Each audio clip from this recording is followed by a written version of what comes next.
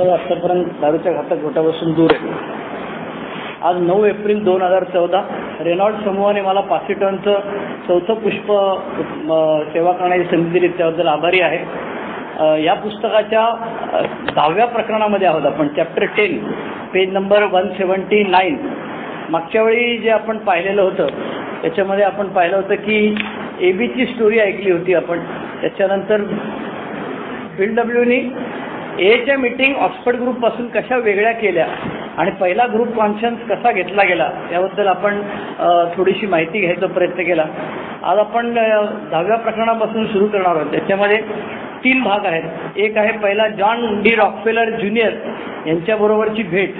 त्याच्यानंतर दुसरा आहे त्याच्यामुळे मिळालेला काही रिलीफ किंवा कर्ज मिळालं. आणि नंतर डॉक्टर बॉब आणि बिल यांनी एक लीगल स्ट्रक्चर किंवा फाउंडेशन ऑफिस तयार करायचा प्रयत्न केला. ते 10व्या प्रकरणामध्ये आपण पाहणार आहोत. सुरुवात जेव्हा झाली तेव्हा बिल डब्ल्यूचा जो मेहुणा होता, बायकोचा भाऊ, त्याचं नाव होतं लिओनार्ड स्ट्रॉंग. हा लिओनार्ड स्ट्रॉंग जो होता तो स्वतः डॉक्टर होता आणि बिल डब्ल्यू दारू पित असल्यापासून बायकोचा भाऊ असल्यामुळे तो त्याच्या मागे होता, इन्व्हॉल्ड होता त्याच्यामध्ये.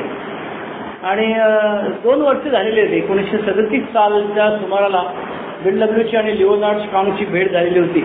आणि लिओनार्ड स्ट्रॉंग वैतागलेला, लिओनार्ड स्ट्रॉंगला तो आपली स्टोरी सांगत असतो की बाबा रे, हे सगळं असं मी प्रयत्न करतोय, मला जो कार्यक्रम मिळाला तो दुसऱ्याला सांगायचा प्रयत्न करतोय, तर ह्याच्यातून मला मार्गच सापडत नाही. आणि त्याच दरम्यान बिल डब्ल्यू आणि डॉक्टर बॉब दोघं ॲक्रॉनमध्ये भेटलेले होते.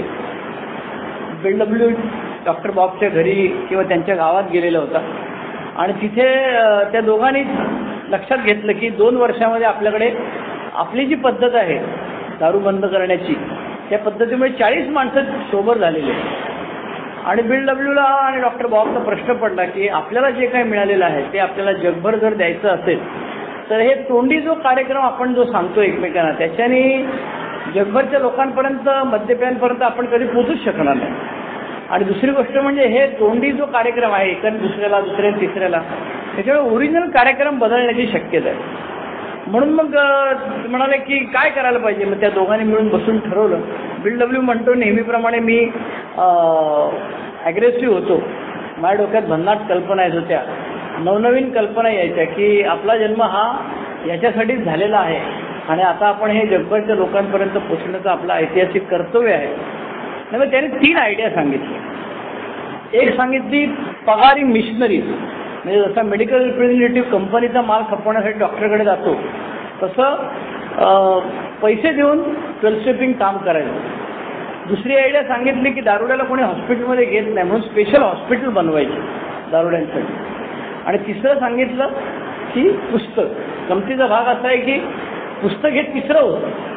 आणि ह्या आयडिया घेऊन हे दोघं जण तिथल्या लोकल मिटिंगला गेलेले आहेत. हे दोघं जण धरून 18 माणसं होते, म्हणजे 16 मेंबर होते नवीन तिथे. या दोघांनीच मेसेज दिलेले, अर्थात डॉक्टर बॉबने मेसेज दिलेली माणसं होती. त्यामुळे 16 माणसं तिथे बसलेली होती. आणि या 16 लोकांच्या समोर त्यांनी हा कार्यक्रम मांडला की आपल्याला जो हा कार्यक्रम मिळालेला आहे तो जर लोकांपर्यंत पोचवायचा असेल तर आपण ह्या 3 आयडिया केल्या पाहिजेत. एक पगारी मिशनरी, दुसरं स्पेशल दारुड्यांसाठी हॉस्पिटल आणि तिसरं पुस्तक. आणि त्यांनी चर्चेला ठराव टाकला आणि लोक बोलायला लागले. आणि लोक बोलायला लागल्यानंतर लोकांनी सांगितलं की तुम्ही कुठे या भानगडीत पडता, हे जे काय चाललंय ते बरं आहे, आपला आध्यात्मिक कार्यक्रम जो आहे तो बरा आहे, या पगारी मिशनरींवरती विश्वास ठेवण्यात काय अर्थ नाही, किंवा हॉस्पिटल मोठे पैसे काय आवश्यकता नाही, जसं चाललंय तसं बरं आहे, चालू द्या, असं त्यांनी सगळ्या लोकांनी सांगायचा प्रयत्न केला या दोघांना. पण बिल डब्ल्यूने डॉक्टर बॉबला पहिलेच पटवलेला होता. आणि डॉक्टर बॉबना पण असं वाटत होतं की हा जे काय म्हणतो त्याच्यामध्ये तथ्य आहे.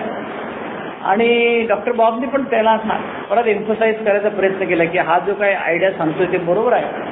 आणि शेवटी मग ठरावाला टाकण्यात आला, मतदानासाठी हा ठराव घेण्यात आला. आणि बिल डब्ल्यूने सांगितले की पुसटच्या फरकाने मतदानामध्ये ग्रुप कॉन्शियसली या 3 आयडिया ठरल्या करायच्या म्हणून. फक्त त्याच्यामध्ये गंमत अशी होती की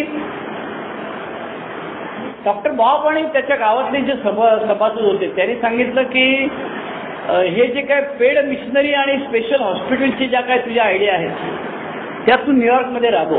त्याच्याकरता काय ते पैसे मिळवायचे, कमवायचे, लोकांकडनं घालवायचे, काय ते बघायचे ते बघ. ते पुस्तक लिहिण्याची जी आयडिया आहे त्याच्यात मात्र आम्ही तुला मदत करू, शक्य ती मदत करू, स्टोऱ्या सांगू, आर्थिक मदत करू, तुला सूचना देऊ वगैरे वगैरे.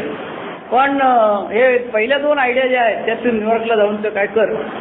आणि हे परमिशन घेऊन तो डॉक्टर बॉबकडनं न्यूयॉर्कमध्ये आला आणि ठिकठिकाणी श्रीमंत लोकांना जाऊन सांगायला लागला की हे असं असं कार्य आहे तर तुम्ही त्याला मदत करा वगैरे वगैरे.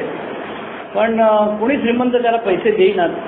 आणि अशा वेळी तो त्याचा जो मेहुणा आहे डॉक्टर स्ट्रॉंग, लिओनार्ड स्ट्रॉंग, त्याच्याकडे गेलेला आहे आणि त्याला तो सांगतोय की 2 वर्ष झाली आम्हाला एवढा जादूचा कार्यक्रम मिळाला, आम्ही 40 लोक आहोत आणि हे जगभरच्या लोकांपर्यंत पोचवायचं होतं. त्याच्यासाठी ह्या 3 आयडिया करायला पाहिजेत आणि त्याला पैसे पाहिजेत आणि कोणी पैसे आम्हाला द्यायला तयार नाही, आमचे वांदे आहेत. बायकोचा भाऊ असल्यामुळे त्याला ऐकून घेणं भाग होतं आणि थोडासा तो काहीतरी ह्याला मदत करायला हवी म्हणून तो म्हणाला की मी तुला एक प्रकारे मदत करू शकतो की रॉकफेलर नावाचे जे धनाढ्यग्रस्त आहेत, इंडस्ट्रियलिस्ट आहेत तिथले, म्हणजे जसं आपल्याकडे अंबानी, टाटा वगैरे म्हटले जातात किंवा हल्ली बिल गेट्सची ज्या कॉर्पोरेट सोशल रिस्पॉन्सिबिलिटी ज्या कल्पना आहेत, तशा पद्धतीने रॉकफेलरचं मोठं प्रस्थ होतं, त्यांचा ट्रस्ट होता आणि ते ट्रस्टमधनं मदत करायची. तर म्हणाले रॉकफेलरच्या ठिकाणी काम करणारा एक विल्यम रिचर्डसन नावाचा माणूस मला माहीत होता. पण आता तो जिवंत आहे की नाही, तो ओळखी आहे की नाही, ते काहीच मला माहीत नाही. पण मी प्रयत्न करतो आणि लगेच तिथल्या तिथे स्ट्रॉंगनी, डॉक्टर लिओनार्ड स्ट्रॉंगनी या विल्यम रिचर्डसनला फोन लावला. सुदैवाने तो विल्यम रिचर्डसननीच उचलला, म्हणजे तो अजून जिवंत होता. सुदैवाने विल्यम रिचर्डसननी या डॉक्टर लिओनार्ड स्ट्रॉंगला ओळखला सुद्धा. अरे हां, आपण भेटलेलो वगैरे. आणि डॉक्टर लिओनार्ड स्ट्रॉंग सांगतो की माझा बायकोचा भाऊ असा असा आहे आणि त्याला तुम्हाला भेटायची इच्छा आहे, तर मी त्याला तुमच्याकडे पाठवतो. तो म्हणाला ठीक आहे ना, पाठव. कधी पाठवू म्हणाला. अरे उद्या पाठव ना, काय प्रॉब्लेम नाही. आणि लिओनार्ड स्ट्रॉंगनी बिल डब्ल्यूला ते पत्र दिलेलं लिहून की तिथे जाऊन तू हे पत्र दाखव बाबा. आणि त्या पत्रामध्ये त्यांनी छान वर्णन केलेलं आहे. डिअर मिस्टर रिचर्डसन, प्रिय Shri Richardson, this will serve to introduce my brother-in-law, Mr. William Wilson, of whom I spoke in our telephone conversation yesterday.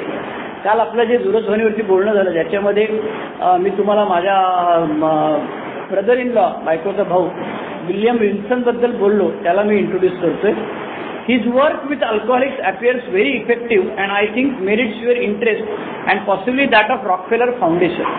रॉकफेलरचं तुमचा जो ट्रस्ट आहे ते तुमचं जे कार्य आहे त्याच्यामध्ये एक मद्यमुक्तीचं पण एक, दारूबंदीचं पण एक त्याच्यामध्ये कार्य होतं. तर याच्यात साधारणपणे तुम्हाला कदाचित इंटरेस्ट येईल. Your courtesy in seeing him is greatly appreciated by me and I regret my inability to be present. तुम्ही त्याला वेळ दिलात त्याबद्दल मी तुमचा अतिशय आभारी आहे, पण दुर्दैवाने मला स्वतःला तिथं उपस्थित राहणे शक्य नाही. आणि बिल मेट रिचर्डसन ही चिठ्ठी घेऊन बिल डब्ल्यू रिचर्डसनला भेटायला जातो.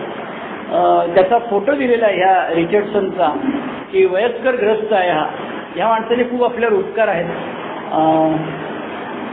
ही सगळी जी मंडळी होती रॉकफेलरच्या फाउंडेशनमधली, तीच मंडळी सगळी नंतर अल्कोहोलिक्स अँड GSOची ट्रस्ट चेअरमन झालेले आहेत. पुढे एक एक एक एक लिपमन, ॲरॉय वगैरे सगळे, फ्रँक ॲमॉस सगळे तिथले एक एक एक एक करून झालेले आहेत. दुसऱ्या दिवशी बिल डब्ल्यू त्या बिल्डिंगच्या 56व्या मजल्यावरती रिचर्डसनला भेटायला जातो आणि रिचर्डसन सगळं ऐकून घेतो. आणि रिचर्डसन त्याला सांगतो की तू असं कर, तू मी तुला नंतर बोलवतो. आणि त्यांनी काय केलं, out of the meeting came Richardson's offers of a meeting in John D Rockefeller's private board room. As Bill remembered, he would bring with him Albert Scott, chairman of the trustees of Riverside Church, Mr. Frank Amos. ही सगळी माणसं नंतर trustee झालेली आहेत. Mister Frank Amos, Leroy Chipman, who looked after some of the Rockefellers' personal affairs. आणि bill W कोणाला घेऊन जाणार, डॉक्टर सिल्कवर्थला आणि डॉक्टर बॉबला आणि त्यांच्याबरोबर आणखी 2-4 बेवड्या लोकांना घेऊन जाणार असं ठरलं होतं. त्यानिमित्ताने बिल डब्ल्यूच्या डोक्यात लगेच कल्पना चालू झाल्या की अभी बहुत माल मिळणेवाला आहे, आपण असं करू तसं करू. आणि हे सगळं तो त्या स्कॉटला सांगत होता. हा जो अल्बर्ट स्कॉट नावाचा जो त्यांचा सेक्रेटरी ट्रेजरर होता त्याला सांगत होता. आणि त्याने सांगितलं, बट नाव mister Scott in his turn asked an important question, what money spoil this thing. अरे पैशाने या सगळ्याची वाट लागणार नाही का रे. Later on when the proposal finally reached John D Rockefeller he expressed the same misgiving. जेव्हा हे सगळं प्रकरण पुढे त्या धनाढ्य माणसापुढे जेव्हा जातं तेव्हा देखील त्यांनी नेमके हेच उद्गार काढले की पैशाने ह्या सगळ्याची कदाचित वाट लागण्याची शक्यता आहे. पण त्यांनी एक तेव्हा काम केलं ते म्हणजे असं की जॉन डी रॉकफेलरनी तिथल्या सगळ्या धनाढ्य माणसांना जेवायला बोलवलं. आणि जेवायला बोलवल्यानंतर त्यांनी अशी अरेंजमेंट केली होती की प्रत्येक टेबलवरती एक धनाढ्य माणूस आणि एक बेवडा असं जेवायला बसले सगळेजण. आणि प्रत्येक दारुड्याने त्या आपली स्टोरी जी आहे ते समोरच्या धनाढ्य माणसाला, नॉन अल्कोहोलिक माणसाला समजावून सांगायचं आणि त्याला रिक्वेस्ट करायची की आता आम्ही जे पुढे कार्य करायला लागणार आहोत त्याच्यामध्ये खूप पैसे लागणार आहेत आणि तुम्ही याचे पैसे द्यायला पाहिजेत, पैसे तुम्ही मदत करायला हवी धर्मादाय म्हणून. असं सगळं झालं. आणि फ्रँक ॲमॉस शेवटी बोलायला उभे राहतात आणि सांगतात की साधारणपणे $50,000 या खर्चाकरता रॉकफेलरने द्यावेत असं फ्रँक ॲमॉस सुचवतात. आणि हे जे रॉकफेलर ज्युनियर जे आहेत आणि धीरूभाई अंबानी, अनिल अंबानी, ते सांगतात की पैशामुळे याची सगळ्याची वाट लागेल. पण ते म्हणाले ह्यांची अवस्था वाईट आहे सध्या, तर आपण असं करूया ₹5,000 आपण ह्यांना सध्या कर्जाऊ देऊया. आणि ते ₹5,000 पण ₹2,500 बिल डब्ल्यूकडे आणि ₹2,500 डॉक्टर बॉबकडे करता. आणि हे $2,500 त्यांनी तिथल्या चर्चमध्ये जमा करून ठेवले आणि चर्चमध्ये सांगून ठेवलं की यांना दर आठवड्याला $30 द्यायचे. हे $2,500 जे दिलेले आहेत ते दर आठवड्याला $30 बिलला तिकडे आणि $30 डॉक्टर बॉबला द्यायचे. हे कर्जाऊ रक्कम आहे. ही कर्जाऊ रक्कम अल्कोहोलिक्स अनोनिमस जेव्हा आपल्या स्वतःच्या पायावर उभी राहते तेव्हा प्रत्येक पैन चुकवलेली आहे. आणि ते पण रॉकफेलर पण हुशार होते, त्यामुळे ते धंदा करायला बसले होते किंवा त्यांना लोकांची किंमत कळायची. त्यामुळे त्यांनी हे जे काही कर्जाऊ पैसे घेतले होते त्याच्या बदल्यामध्ये जेव्हा बिगबुक छापून आलं तेव्हा सगळ्यात स्वस्त प्रती लावून त्यांनी 1,500 प्रिंट त्यांच्याकडनं घेतलं, नो लॉस नो प्रॉफिट बेसिसवरती. आणि अर्थात त्या प्रती दुसऱ्यांना वाटल्या. हे सगळं झाल्यानंतर या दोघांच्या मनामध्ये आलं की बिल डब्ल्यू खट्टू झाला एकदम की हे एवढा इतना सब आपण सोच रहे था इसमें से कुछ भी नहीं हुआ. पण नेमकं ही जी मंडळी होती सगळी, but something important other than money did come out of the meeting. त्या ज्या मीटिंग ज्या झाल्या होत्या त्याच्या फुकट नव्हत्या गेल्या. Nothing is wasted in God's economy. तसं Richardson, Amos and Chipman had become sold on the budding movement and offered their own services. त्यांना ही कल्पना खूप आवडली. दारुड्याने दारुड्याशी बोलायचं, सुधारायचं आणि हा मेसेज पुन्हा दुसऱ्या दारुड्याला जायचं, निस्वार्थीपणे काम करायचं, ही जी काही संकल्पना होती ती त्यांना आवडली होती. आणि ते म्हणाले की ह्याच्याकरता जे काय करायला लागेल ते आम्ही करू आणि त्याच वेळेला याला कायदेशीर काहीतरी परिभाषा स्वरूप द्यायला पाहिजे. म्हणून 11 ऑगस्ट 1938 या दिवशी अल्कोहोलिक फाउंडेशन नावाची संस्था स्थापन करण्यात आली. Its board of trustees was formally implemented on August 11, 1938 with 5 members, 3 of whom were non-alcoholics, Richardson, Amos and John Wood. And the alcoholic members were Dr. Bob and Bill W. नव्हे. गमतीने जे म्हटलं जातं की महात्मा गांधी जसे कधीही काँग्रेसचे 4 आण्याचे सभासद नव्हते तसे बिल डब्ल्यू सुद्धा कधीही कुठल्याही पदावर नव्हता, पण तो फाउंडर मेंबर म्हणून मात्र सगळीकडे होता. त्यामुळे हे जे ट्रस्टीशिपचं जे प्रकरण होतं ते नंतर पुढे बराच वाद झाले. यांच्यावेळी दुसरे ट्रस्टी आले. बिलचं म्हणणं होतं की आमची संस्था आमचं कार्य स्वतःचं पाहिजे, त्यामुळे आता नॉन अल्कोहोलिक जास्त असायला, कमी असायला पाहिजे आणि अल्कोहोलिक जास्त असायला पाहिजे. 5-6 असा त्यांनी फॉर्म्युला प्रपोज केला होता की 5 नॉन अल्कोहोलिक आणि 6 अल्कोहोलिक. आणि अल्कोहोलिकच्या कंडिशन अर्थातच त्या होत्या की तो प्याला की तो आपोआपच बाद झाला.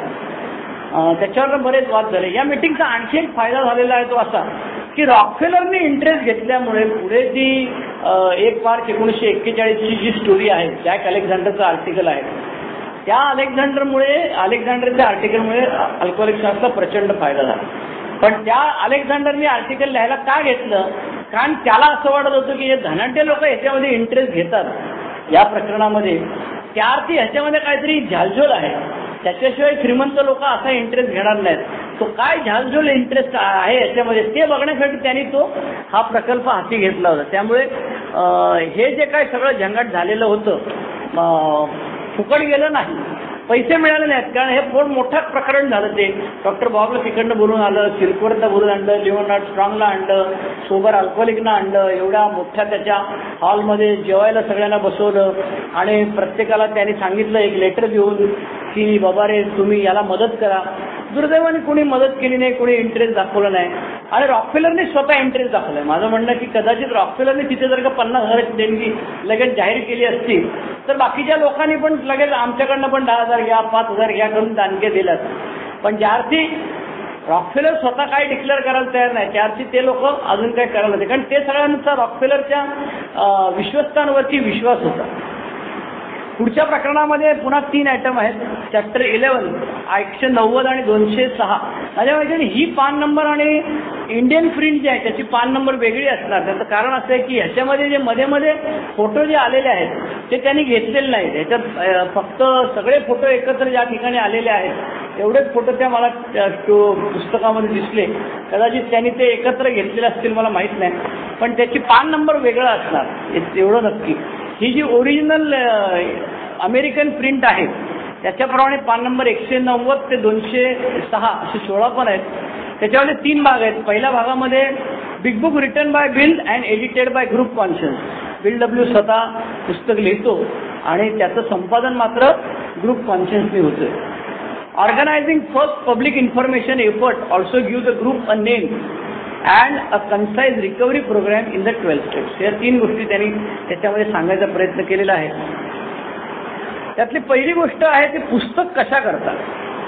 पुस्तक अशा करतात की आपण जो एकमेकांना जो कार्यक्रम सांगतोय तो एकाने दुसऱ्याला, दुसऱ्याने तिसऱ्याला असं जेव्हा सांगायचा प्रयत्न करतो तेव्हा त्याच्यामध्ये बराच फरक पडतो. उदाहरणार्थ आम्ही स्काउटमध्ये असताना असा खेळ खेळायचो की गोलामध्ये सगळ्यांना बसवायचे आणि पहिल्याने दुसऱ्याच्या कानामध्ये मेसेज द्यायचा की शत्रूचा हल्ला होणार आहे, ताबडतोब बिल्डिंग रिकामी करा, असा एक मेसेज द्यायचा. आणि तो पटकन सांगायचा, सावकाश सांगत नाही बसायचा. आणि फटाफट सांगून तो असा गोल फिरून येईपर्यंत, तो इथे परत येईपर्यंत दुसराच काहीतरी झालेला असायचा. पार त्याचा शत्रू, जागा खाली, बिल्डिंग खाली वगैरे काही संबंध नसायचा. असं ते वाक्य गोल फिरून यायचं. तसं बिल डब्ल्यू म्हणतो की आपण जर पुस्तक लिहिलं तर इट विल प्रिव्हेंट डिस्टॉर्शन, म्हणजे त्याचं विपर्यास होणार नाही. त्याच्यानंतर लांबच्या लोकांना जे आहेत, आपल्याकडे अमेरिकेतच नव्हे तर जे बाहेर जे लोक आहेत त्यांच्याकरता हे पुस्तक आपल्याला पाठवता येईल, म्हणजे त्यांना कार्यक्रम काय कळेल.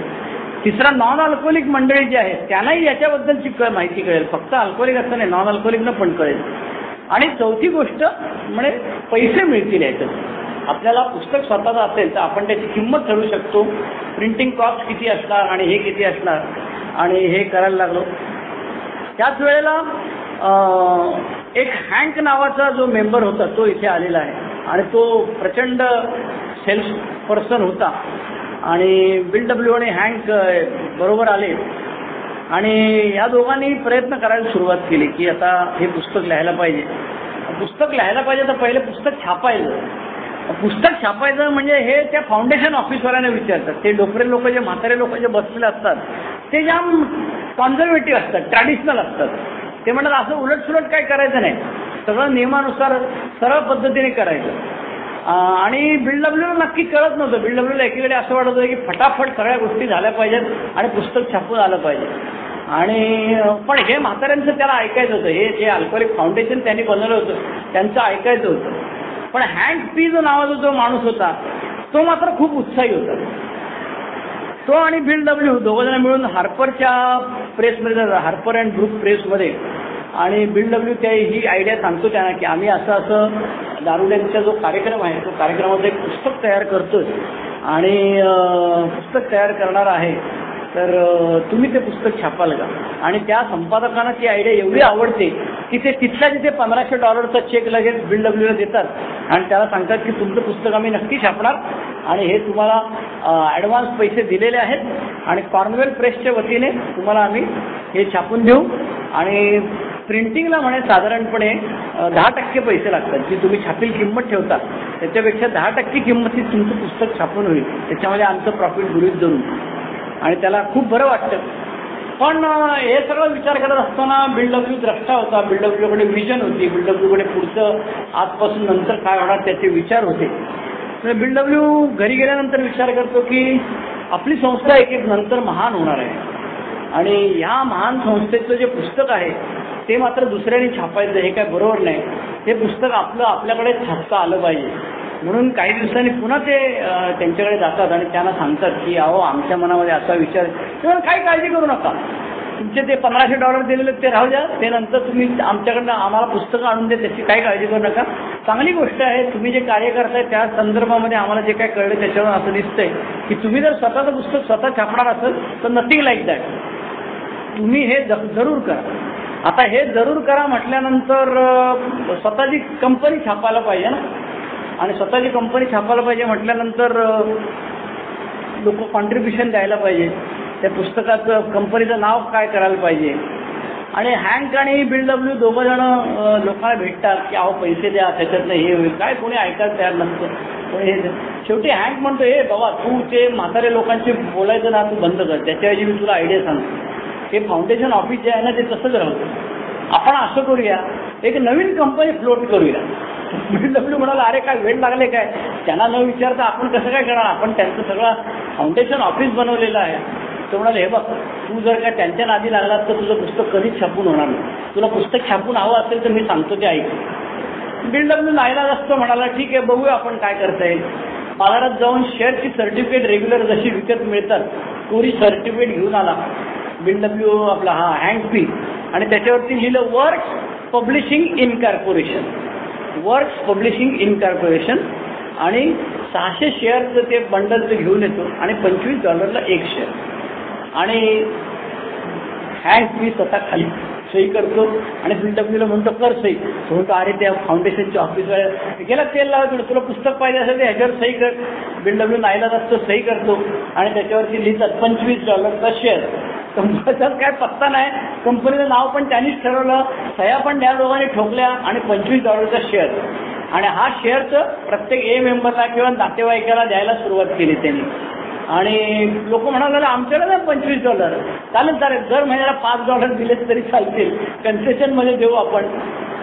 आणि त्यांनी ती वर्क्स पब्लिशिंग कॉर्पोरेशनचे 600 शेअर संपवले. त्यातले 200 शेअर BWचे स्वतःचे, 200 शेअर हँक पीचे स्वतःचे, आणि उरलेले 200 शेअर सगळा बेवडा लोक कंपनी केली आहे बाट द्या. म्हणजे ॲक्च्युली यांच्याकडे पैसे 200 शेअरचेच जमणार होते, पण हे स्वतः मालक ना कंपनीचे म्हणून यांनी स्वतःकडे 2-2. बरं हे काय BWने काय ठरवलं नाही, BWला काय त्या पैशात इंटरेस्ट नव्हता, BWला पुस्तक छापण्याचा इंटरेस्ट होता. आणि हा म्हणाला चल बाबा सर तू सांगतो तसं करूया आपण.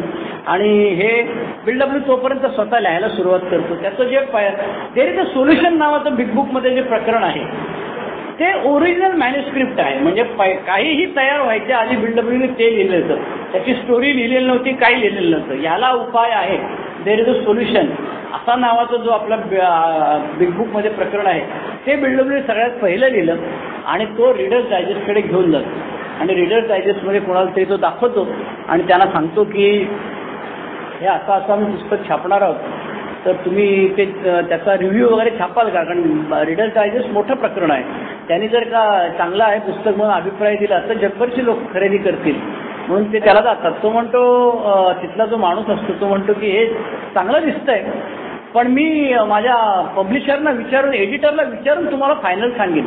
पण यांना एवढं सांगितलं तरी पुरेसं असतं की आमको रीडर्स डायजेस्ट छापणेवाला आहे. हे लगेच सगळ्या बेवडा लोकांना सांगतात की ते पुस्तक जे आहे ते त्याचं परीक्षण रीडर्स डायजेस्ट करणार आहे, तुम्ही ताबडतोब पैसे घ्या, शेअर खरेदी करा, आपण इकडे लिहायचं काम चालू करूया. In the meantime Ruth Hawk नावाची जी सेक्रेटरी असते हे यांना काय ऑफिस बिफिस काय नाही, मग हँड पीचा जो धंदा असतो तो हँड पीचा धंदा बुडलेला असतो. त्या हँड पीचं ऑफिस रिकामं असतं. त्या हँड पीच्या ऑफिसमध्ये एक मोठं लाकडाचं टेबल असतं, जंगी लाकडाचं मोठं टेबल असतं. तिथे हँड पी BW डायरेक्टर म्हणून बसतात वर्क्स इन्कॉर्पोरेशनचे, आणि एक स्टेनोटायपिस्ट कम सेक्रेटरी म्हणून रुथ हॉक नावाची एक नॉन अल्कोहोलिक बाई असते. त्या बाईला नंतर कित्येक महिने पगारच द्यायलाच पैसे नव्हते यांच्याकडे, त्यामुळे हे तिला सर्टिफिकेट द्यायचे, दर महिन्याला एक सर्टिफिकेट द्यायचे. तिला ती सर्टिफिकेट घेऊन करू काय मला पैसे. पण तिला तेव्हा हे कळलं होतं की हे जे काय करायला घेतलेलं काहीतरी आहे यांचं पुस्तकाचं भानगड ती खूप चांगली आहे, आणि म्हणून ती त्यांच्याबरोबर काम करते. ह्या सगळ्या गोष्टीचा पुढे नंतर परत एकदा उल्लेख येणार आहे, कारण त्या बाईच्या प्रेमात हा पडतो, हँड पी पडतो, आणि प्रेमात पडल्यानंतर पुढे त्याला अशी शंका असते की BWने तिला सांगितलं ह्याच्याशी लग्न करू नको म्हणून तो BWवर खार खायला लागतो, खुन्नस ठेवतो, याचा काय दारू पितो. दारू प्यायल्यानंतर तो प्रत्येक वेळी येऊन BWला दादागिरी करतो की आपला 200 शेअर आहे, आपले को पैसा मागताय, आणि BWकडून पैसे काढायचा प्रत्येक वेळेला. आणि मग यथावकाश पुढे एक स्टोरी अशी आहे की शेवटी BW पण बघतो की आता ह्याचे 200 शेअर, माझे 200 शेअर तर मी फाउंडेशनला द्यायला तयार आहे, पण ह्याच्या 200 शेअरचं काय करायचं. तर तो एक दिवस प्यायला पैसे मागायला येतो. तो म्हणतो की तुझं ते लाकडाचं टेबल आहे ना ते आम्हाला विकत घेतो, मग ते आम्ही पैसे देऊ तुला. तर खरंच त्याला ते पैसे देतात. लाकडाच्या टेबलावरती त्याचं ते शिसवाचं टेबल असतं आणि त्याच्याकरता त्याचा खूप जीव असतो, ते तो विकून टाकतो आणि पैसे घेतो, लगेच देतो. नंतर परत एकदा असंच तो BWला पिडायला येतो की मला पैसे दे माझे परतचे आहेत. तेव्हा तो सांगतो तुझे $200 आहेत ना, ते 200 शेअर्स आहेत ना ते मी विकत घेतो, ते तू मला आणून दे, मी तुला पैसे देतो. 200 गुणिले 25 $5,000 तुला मी देतो. आणि दारूच्या नशेत असल्यामुळे किंवा त्याला दारूची पैशाची निकड असल्यामुळे म्हणा किंवा काय परमेश्वराची योजना, तो एक गठ्ठा सगळे शेअर आणून देतो आणि स्वतःचे 200 आणि हँडपीचे आलेले 200, 400 आणि गावावरच्या लोकांचे 200 शेअर, असे सगळे 600 शेअर तो फाउंडेशन ऑफिसला देतो. आणि फाउंडेशन ऑफिसला सांगतो आता हे तुमच्या मालकीचं आणि हे तुम्ही सांभाळायचं. पण हे पुढे नंतर झालेलं आहे. तोपर्यंत हा लिहायला सुरुवात करतो. BW त्यांचा कार्यक्रम असा असायचा, 2 पानं लिहायची, एक कॉपी तिकडे ॲक्रॉनला पाठवायची डॉक्टर बॉबकडे, एक कॉपी आपल्या मिटिंगमध्ये घेऊन जायची. मिटिंगमध्ये चर्चा चालायची. BWच्या समोरच सगळ्या लोकांच्या मारामाऱ्या व्हायच्या. कोणी म्हणायचं ह्याच्यात परमेश्वर दिसलं तर चांगलं सोडू, परमेश्वराचं पण आणि बोलणाऱ्याचं पण. कोणी म्हणायचं परमेश्वर पाहिजेच, कॅथलिकांचा ख्रिश्चन पाहिजे, की येशू ख्रिस्त ह्याच्यात पाहिजे. तर अशा प्रत्येक गोष्टीवरती त्याच्यामध्ये मारामाऱ्या व्हायच्या. परमेश्वर हवा नको, त्यांनी ह्याच्या 400 कॉपी बनवल्या आणि 400 कॉपी वेगवेगळ्या लोकांना वाटल्या. हे सगळं तयार केलं, चर्चात्मक संवाद ग्रुपमध्ये करून, तिकडल्या ग्रुपचा ग्रुप कॉन्शियस, तिकडल्याचा ग्रुप कॉन्शियस, असं सगळं मिळून BW लिहायचं. याची एक छानपैकी प्रत आता त्यांनी नवीन तयार केली. म्हणजे BWने जे ओरिजिनल छापलेलं होतं रुथ हॉकनी, ती बाई रोज यायचं ना, हा रोज त्याच्यात काहीतरी बदल करायचा आणि त्याच्यामध्ये पुन्हा खाडाखोड ते जुने कागद फाडून टाकायचे, नवीन टाईप करायचं. शेवटची कॉपी जी टाईप झाली त्याच्यामध्ये सुद्धा 50 बदल केलेले आहेत. आणि हे जेव्हा बदल केलेले ते ज्या प्रूफ रीडरकडे घेऊन गेले तेव्हा तो म्हणाला हे नको मला, हे मी घेणार नाही म्हणतो, मला नवीन कॉपी व्यवस्थित छान तुम्ही छापून आणा तरच मी त्याची गॅल्या बनवेल. पूर्वी गॅल्या बनवायला लागायच्या त्याच्या, म्हणजे आता जसं तंत्र बदललेलं तसं नव्हतं तेव्हा त्याच्या अशी खिळे घालून ती पावडर बिवडर अशी हलवायला लागायची, गॅल्या बनवायच्या, त्या उन्हामध्ये वाळवायच्या, मग त्याच्यावरनं दुसरे प्रिंटिंग तयार व्हायचं. तो प्रिंटर तयार नव्हता एवढी घाण. पण आज मात्र अल्कोहोलिक अनॉनिमसने त्याचे स्कॅन कॉपी करून फोटो काढलेले आहेत आणि त्याचं एक 2,000 रुपयाचं छानपैकी एक पुस्तक कोणाकडे तरी मला बघायला मिळत आहे, एक ते कदाचित GSOच्या ऑफिसमध्ये असेल. त्याच्यामध्ये प्रत्येक पानावरती खाणाखुणा केलेल्या BWच्या हस्ताक्षरातल्या कोणी काय काय सुचवलेलं ते सगळं आहे. हाणामाऱ्या करता करता गॉड नको, गॉड पाहिजे, या शेवटी मारामाऱ्यामध्ये एकाने कोणीतरी सुचवलं की गॉड ठेवायचा असेल तर गॉड ॲज वी अंडरस्टूड हिम असं ठेवा, की म्हणजे ज्याला जो समजला तो परमेश्वर, असं काहीतरी ठेवा. त्याच्यानंतर त्याच्यामध्ये एक बायकांना उद्देशून म्हणून प्रकरण आहे, स्त्रियांना उद्देशून म्हणून प्रकरण आहे.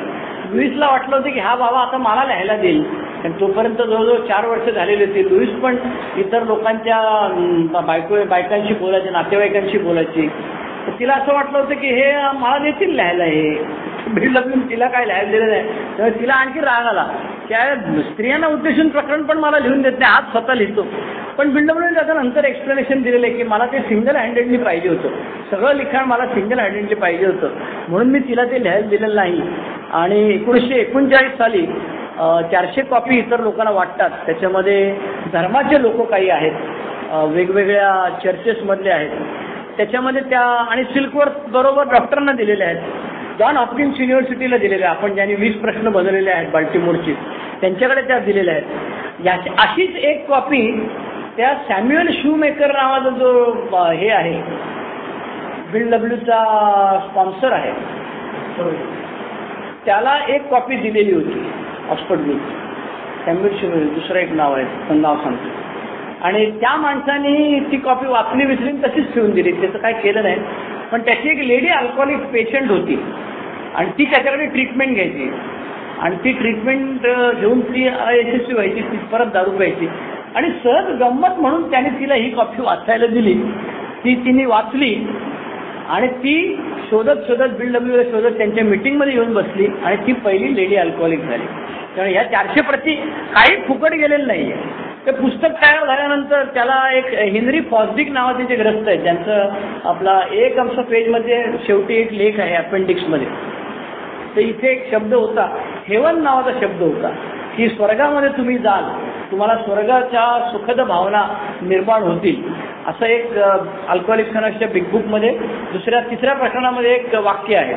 त्यांनी सांगितलं की हे हेवन बिवन म्हटलं की तुम्ही धर्म घातलात त्याच्यामध्ये. तुम्हाला धर्म जर नको असेल तर युटोपिया नावाचा एक शब्द आहे. युटोपिया म्हणजे जिथे सगळं आलबेल आहे, अशी एक काल्पनिक पौराणिक कल्पना की जिथे सगळं व्यवस्थित चाललेलं आहे, ते तुम्ही टाका. त्याच्यानंतर डॉक्टरांनी काही सजेशन्स दिल्या होत्या, त्या त्यांनी इन्कॉर्पोरेट केल्या होत्या. आता राहिलं शेवटी पुस्तकाचं नाव काय ठेवायचं. पुस्तकाचं नाव काय ठेवायचं तर कोणीतरी म्हणाला बिल डब्ल्यूज मुवमेंट ठेवा. बिल डब्ल्यू त्याचं स्वतः वर्णन करतो. ती म्हणतो मला खूप बरं वाटलं, त्याला आपलं नाव अजरामर होणार आहे बिल डब्ल्यूज मुवमेंट. पण नंतर त्याच्यावरती सगळे शाणे असल्यामुळे ग्रुप कॉन्सर्न म्हणाले बिल डब्ल्यूचे एका पैसा बापाची काही प्रॉपर्टी नाही, त्यामुळे हे बिल डब्ल्यूज मुवमेंट नाव पाहिजे. मग सर्वानुमते असं ठरलं की द वे आउट, यातून सुटकेचा मार्ग, असं आपण पुस्तकाला नाव देऊया. म्हणून त्यांनी वे आउट नाव ठरवलं. पण बिल डब्ल्यू हुशार होतं, त्यामुळे बिल डब्ल्यूने काय केलं, ते लायब्ररी ऑफ काँग्रेस नावाचा एक प्रकार असतो की तिथे जगभराच्या सगळ्या पुस्तकांची जंत्री असते. तिथे त्यांना तो नंबर दिला जातो. आपण वेगवेगळ्या पुस्तकांवरती जे नंबर शेवटी असतात ते तसं नंबर दिला जातो. तो एका सभासदाला सांगतो की तू तिथे जा आणि या पुस्तकाचं नाव शोधून काढ. हे पुस्तक ऑलरेडी ह्या नावाचं पुस्तक आहे का ते शोधून काढ. तो म्हणतो द वे आउट नावाचे 12 पुस्तकं आहेत ऑलरेडी. आईला म्हणतो 13वं पुस्तक आपल्याला आपलं काही नाम नाही म्हणतात. आणि हो नाही करता करता त्यांनी सुरुवातीला कुठेतरी अल्कोहोलिक्स अनॉनिमस नावाचा शब्द वापरलेला होता आणि तेच त्या पुस्तकाला, तोपर्यंत त्या संस्थेला अल्कोहोलिक्स अनॉनिमस नावाच्या नावाने हाका मारले जायचे किंवा हे एकमेकांना सांगताना नाव सांगायचे नाहीत, अनॉनिमिटीचे खूप पाळले जायचे. त्यामुळे ते पुस्तक छापून तयार झालं, हे नाव झालं. पुस्तकाला नाव बिग बुक पडण्याचं कारण असं होतं की ज्यांनी शेअर घेतलेले होते ते म्हणायचे हे शेअर किताब किधर आहे, प्रॉफिट जाणे तो किताब तर देऊ आणतो. कारण त्यांना सांगितलं होतं की हे पुस्तक जाम भारी आहे, जाम विकलं जाणार आणि जाम विकलं की मग त्याचे पैसे मिळणार आणि मग ते आपण शेअरचे डिव्हिडंड म्हणून सगळ्यांना वाटणार आहोत.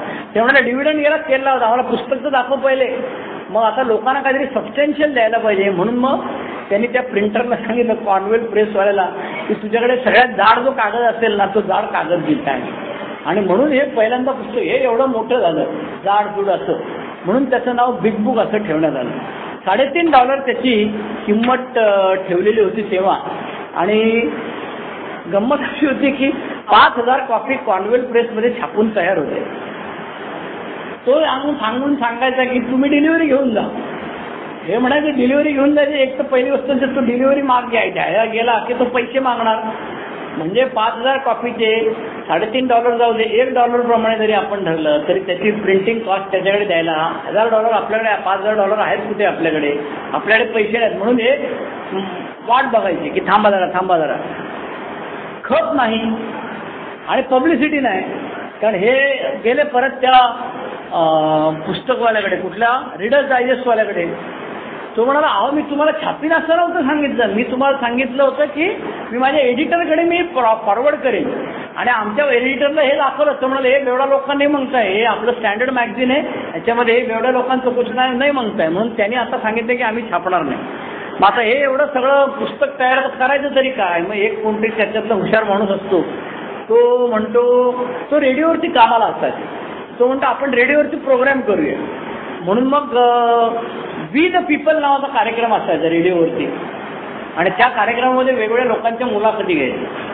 ते म्हणतात की एका बेवड्याची आम्ही मुलाखत घेऊ आणि तो बेवडा शेवटी सांगेल की तुम्हाला अधिक माहिती पाहिजे असेल तर अल्कोहोलिक्स नावाचं एक अनॉनिमस नावाचं पुस्तक आहे, त्याची किंमत $3.5 आहे आणि ते अमुक अमुक पत्त्यावरती उपलब्ध आहे, तुम्ही $3,500 मनी ऑर्डर पाठवा, आम्ही तुमच्या पत्त्यावरती पुस्तक पाठवू, असं तो सांगेल. असं ठरलं होतं. 25 एप्रिल 1939 ही तारीख ठरली. 3 मिनिटाचा कार्यक्रम होता तो रेडिओवरती. नॅशनल एक्सपोजर त्याला मिळणार होतं. आणि हा जो मॉर्गन नावाचा माणूस जो होता तो नवीनच सोबर झालेला होता. त्याच्याशी हे लोक काय बोलत नव्हते, पण यांची आपापसात कुजबूज चालू होती. हा मॉर्गन आयत्या वेळ प्याला तर काय करायचं आपण, कारण मॉर्गनच्या ओळखीने हे सगळं झालेलं आहे. आणि मॉर्गनच त्या दिवशी सकाळी टाईट असलं तर, म्हणून ह्या लोकांनी फिल्डिंग करून त्याच्या आजूबाजूला हे राहायला लागले. आणि तो वैतागला, हे काय मला AK-47 सारखी तुम्ही आजूबाजूला सारखे संडासला गेला तरी दरवाजापर्यंत सोडायला येता, पुन्हा बाहेर आला की पुन्हा लगेच ताब्यात घेता मला, ह्या काय भानगडे. तर तो जो माणूस वैतागला होता. पण त्याच वेळेला ह्यांनी काय केलं होतं, 20,000 डॉक्टरांना पत्र पाठवलं आणि त्या पत्रामध्ये लिहिलं की मॉर्गन आरचा अमुक अमुक वेळेला कार्यक्रम आहे, अल्कोहोलिक्स अनॉनिमसचं त्याच्यामध्ये माहिती सांगण्यात येईल, तर तुम्ही हा कार्यक्रम ऐका. आणि त्या 20,000 डॉक्टरांना पत्र लिहिल्यानंतर हा 3 मिनिटाचा कार्यक्रम जो असतो तो रात्री 9 वाजता होतो. 3 मिनिटाचं त्याचं जे रेकॉर्डिंग असतं ते लाईव्ह रेकॉर्डिंग असतं. इकडे तो बोलतो आणि इकडे रेडिओवरती प्रस्तुत होतो आणि तो होतो, तो काय पीत नाही आणि त्याला व्यवस्थित ठेवतात. आणि 20,000 डॉक्टरांना पत्र लिहिले असतात. त्यातले 12 डॉक्टरांची पत्र येतात की आम्हाला ह्याच्यामध्ये इंटरेस्ट आहे, आम्हाला पाठवा म्हणून. आणि 500 एन्क्वायरी येतात. या 500 एन्क्वायरीजना हे स्वतः पत्र लिहितात. बिल डब्ल्यू आणि रूथ हॉक या लोकांनी स्वतः पर्सनल पत्र लिहिलेलं आहे, त्याच्या नावासहित असं पत्र लिहिलेलं आहे. आणि 1939 जे साल होतं ते खूप कठीण होतं. हॅरी टायबॉट, मगाशी मी जे ग्रस्त सांगत होते, हॅरी टायबॉट, कॅम्बिल शिवकरण, हॅरी टायबॉट नावाचे जे ग्रस्त होते ते आयुष्यभर नंतर पुढची 20 वर्षे बिल डब्ल्यूचे स्पॉन्सर राहिले. आणि त्यांच्याकडे एक जी कॉपी पाठवली होती त्यांनी ती एका बाईला दिली होती आणि ती फर्स्ट लेडी अल्कोहोलिक झाली. बिग बुक वाचन झालं, त्याच्यामध्ये ब्रॉड अँगल बराच होता म्हणून काही लोक रागवले. त्याच्यानंतर गुडघ्यावरती टेकायचं होतं ते बरंच काय झालं. त्याच्यानंतर 2 वेळा पुस्तक वाचलं. आणि ह्या सगळ्या गडबडीमध्ये बिल डब्ल्यूचे राहायचे वांदे झालेले होते, कारण तो सासऱ्यांच्या घरात राहत होता आणि सासरे वारले, त्यांचं घर गहाण पडलेलं होतं, ते पैसे द्यायचे असतात, त्यामुळे ते घर सोडायला लागतं त्यांना. सगळ्या वस्तू त्यांचा लिलाव केला जातो, उत्पन्न नाही, घर नाही. आणि पुढची 2 वर्ष जवळजवळ, म्हणजे पुस्तक छापून झाल्यानंतर देखील 2 वर्ष बिल डब्ल्यूला स्वतःचं घर नव्हतं, कारण ते पुस्तक विकलं जात नव्हतं. 1939 साली पुस्तक छापलं गेलं. 10 एप्रिल 1939ला पुस्तक ते प्रकाशित झालेलं आहे आणि आत्ता 75 वर्ष त्याला पूर्ण झालेली आहेत. 10 एप्रिलला उद्याच्या 75 वर्ष पूर्ण होतील. आणि बिल डब्ल्यू म्हणतो की पुढची 2 वर्ष आम्ही ए मेंबरची घरी राहील, या मेंबरकडून त्या मेंबरकडे, त्या मेंबरकडून त्या मेंबरकडे. आणि सगळ्यात शेवटी मग ते स्टेपिंग स्टोन नावाचं जे एक घर त्यांना भाड्याने ते विकत घेतात आणि तिथे ते राहतात पुढची 2 वर्ष. जवळजवळ 50 जणांकडे त्यांनी ह्या 2 वर्षामध्ये मुक्काम केलेला असतो, कारण प्रत्येकजण त्यांना 8 दिवस, 15 दिवस, महिनाभर ठेवायचा. पुढे पुन्हा त्यांना दुसरीकडे राहायला जायला लागायचं. एकदा असंच बिल डब्ल्यू आणि डॉक्टर त्याची बायको लुईस रेल्वेने जात असताना एकदा मटकन रेल्वे प्लॅटफॉर्मवरती किंवा रेल्वेच्या ब्रिजवरती ही जी बिल डब्ल्यूची बायको आहे ती बसते आणि ती म्हणते बिल डब्ल्यूला, काय रे आपण आयुष्यभर असंच हे या घरातून त्या घरात फिरत राहायचं का? आणि नेमका त्याच वेळेला बिलच्या ह्याचा 5वा वाढदिवस असतो बिलच्या सोबरायटीचा. लोक सगळेजण म्हणतात की तू ते काम करत राहा आणि इतरत्र जाऊ नकोस, काम शोधू नको, आवडलं तर तन्मन लावून काम करणार. म्हणून बिल डब्ल्यूला असं वाटतं की आता ह्याच्यात तर काय निष्पन्न होत नाही, मला जे काय अभिप्रेत आहे तो फ्रस्ट्रेट झालेला होता. आणि त्याच वेळेला तो लिबर्टी मॅगझिन नावाचं एक आर्टिकल पुस्तक असतं. त्या पुस्तकामध्ये मॅगझिनमध्ये एक article why alcoholic says no God नावाचं एक आर्टिकल असतं. त्याच्यानंतर जो 800 लोकांनी पत्र पाठवलेले असतात त्या पत्रांना उत्तर दिलं जातं. एका टेलरच्या घरामध्ये हे लोक राहतात. टेलरचं दुकान, ते पैसे द्यायला कॉपी विकत घ्यायला पैसे नसतात आणि एक टेलर मेंबर असतो, त्याचा काय धंदा चालत असतो. ते त्याचं राहतं दुकान विकतो ते याचं आणि त्याचे जे पैसे येतात ते त्यांना देतात. Liberty magazine, Plain Dealer magazine हे सगळं चालू असताना दुर्दैवाने 1939 साली परत हँड पुन्हा पितो आणि BMWचा न्यूयॉर्कमधला पहिला स्पॉन्सी आणि तो पितो कारण त्याला रुथ हॉकमध्ये त्याचा जीव अडकलेला असतो आणि त्याला असं वाटत असतं रुथ हॉक त्याच्याशी लग्न करायला तयार होत नाही आणि त्याला असं वाटत असतं की BMWने तिला सांगितलेलं आहे म्हणून तो तयार नाही म्हणून तो पूर्णच ठेवतो, पीत राहतो. पुढची स्टोरी पुन्हा येणार आहे. आज आपण आलेलो आहोत 231 पानापर्यंत आहे. प्रकरण 12वं संपलेलं आहे. पुढच्या वेळी आपण प्रकरण 13वं करूया. आज आपण पाहिलं ते BMWचं पुस्तक आपलं अल्कोहोलिक्स छापून झालेलं आहे पण त्याचा खप नाही, मेंबरची संख्या वाढत नाहीये, कुणी त्याला पब्लिसिटी द्यायला तयार नाहीये आणि अशा अवस्थेमध्ये आपल्याला ते जे 1 मार्च 1941चं जे आर्टिकल आहे सॅटर्डे इव्हिनिंग पोस्टमधलं त्याच्याने खूप पब्लिसिटी मिळाली. हे आपण पुढच्या वेळेला पाहूया. पुन्हा एकदा रेनॉल्ड समूह वडाळाचे मी आभार मानतो. पासिटॉन हे BMWचं जे चरित्र आहे त्याच्यावरती शेअर करायची मला संधी दिली. आजचं हे 4थं पुष्प आहे. पुढच्या वेळेला आपण 189 पानापासून सुरू करूया. धन्यवाद.